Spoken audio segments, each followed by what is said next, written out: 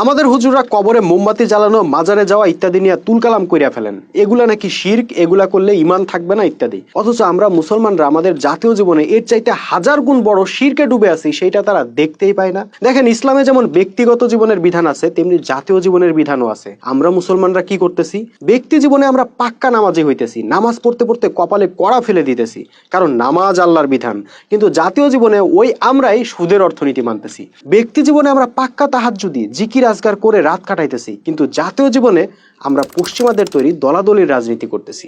এভাবে ব্যক্তি জীবনে আমরা আল্লাহর হুকুম মানতেছি, হাজার হাজার আমল করতেছি, কিন্তু জাতীয় জীবনে আল্লাহরটা বাদ দিয়া পশ্চিমাদের তৈরি আইন কানুন, দণ্ডবিধি, বিধিবিধান ইত্যাদি মানতেছি। অর্থাৎ সহজ ভাষায় যদি বলা হয়, আমাদের ব্যক্তি জীবনের ইলা আল্লাহ, কিন্তু জাতীয় জীবনের ইলা পশ্চিমা প্রভুরা। এখন কথা হইলো, এত বড় শিরক করার পরও আমাদের ইমান থাকে কিনা, এ বিষয়ে বিজ্ঞ উলামায়ে কেরামদের মতামত জানতে চাই।